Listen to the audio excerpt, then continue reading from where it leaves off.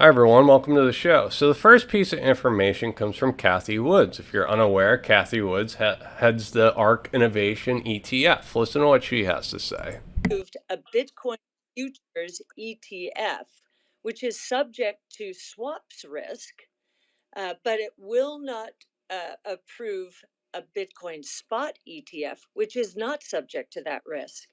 So it's highly inconsistent. And I think the SEC will lose the Grayscale case.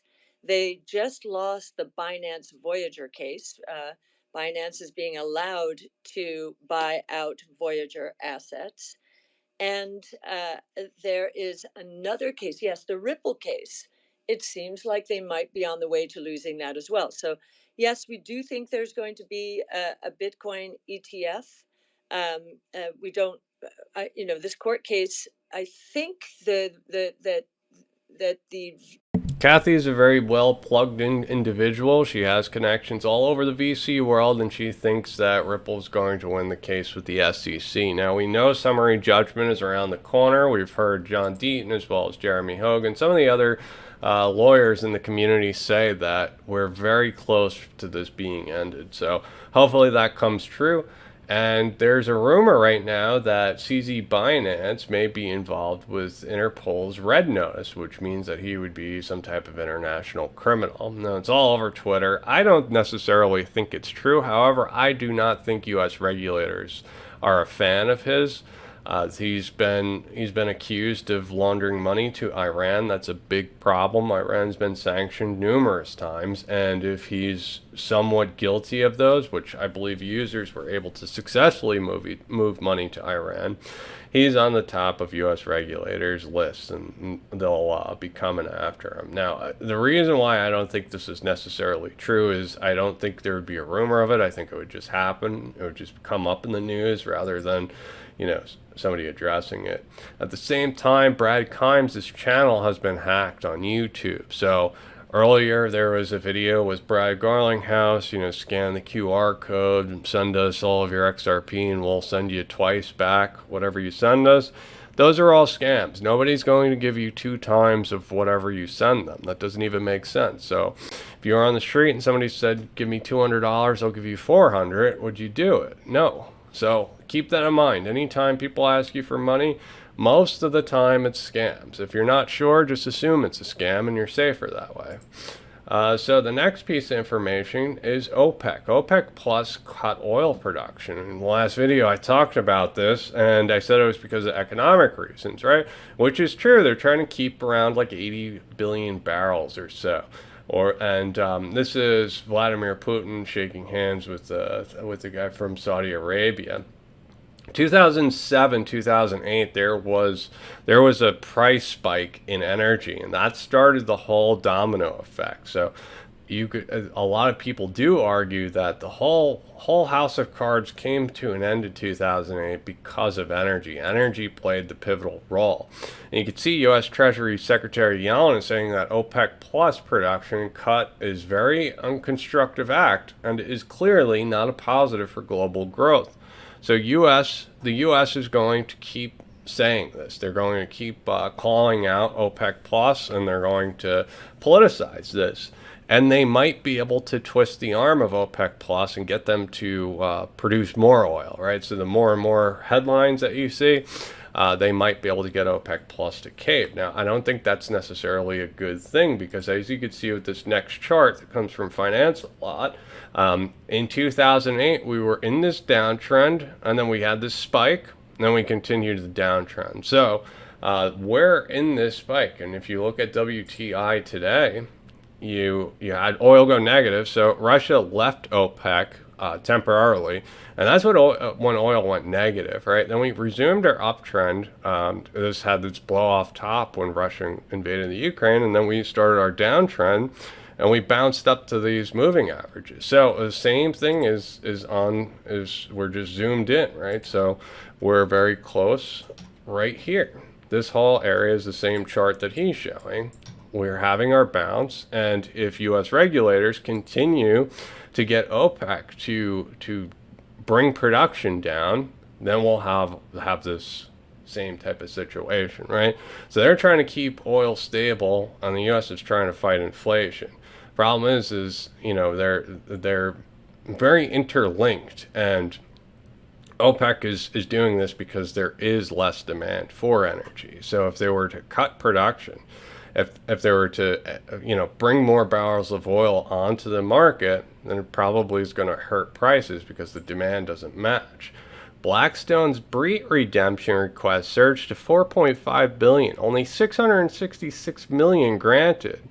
Isn't that funny, right? You always see these banking type of institutions bring up these odd numbers, right? The numerology numbers. Now, there's all types of people that follow that stuff and point out a lot of odd coincidences, but this one's just glaring in my face, so I have no choice but to mention it.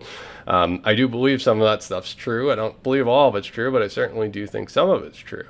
Blackstone's BREIT, if you don't know what a BREIT is, it's a private real estate instrument. So if you own $100 million and you wanted access to Blackstone's real estate, you would set up an account for their BREIT. Now what's happening is they're not letting you sell. So you put millions of dollars into their BREIT. They invested in hotels and all these big buildings and everything. They invested all over the world, and now you want to get some of your money back. You can't sell. The SEC has not really addressed this, right? So the SEC is going after crypto, but there's these big guys that are not letting people sell. Not letting people sell. It's on the open market. So how strange is that? Now the reasoning behind this is to say, they're doing these millionaires a favor. If they sold, they're going to sell cheaper. So, I mean, that's not really how markets work. But okay. This is the scams I was talking about earlier with Brad Kimes. I messed up the order. Now on CoinDesk, they're talking about why XRP moved up in price. So listen to this. In the Ripple community, the South Korean crypto trading mania has seemingly returned, fueling that surge in XRP tokens. And Emily, you've been on that. What's going on? Yeah, so we've been talking a lot about this on the show about this XRP surge that kind of looked like it came out of nowhere. Well, not exactly out of nowhere, because I think some people are looking at what's going to happen with XRP and the SEC and finally having a resolution to this kind of long time conflict. But it appears that there has been a missing piece to this puzzle that explains a lot of what's happening with XRP, and that is Korea.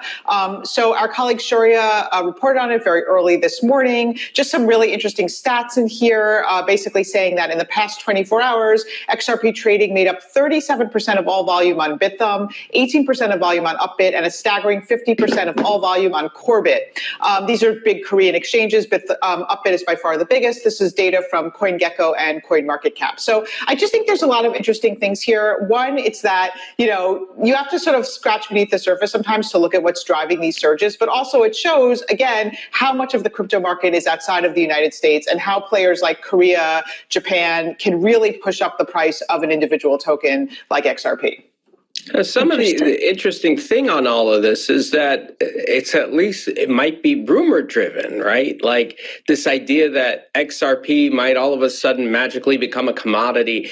At least that's allegedly some of the rumors that are swirling around South Korea.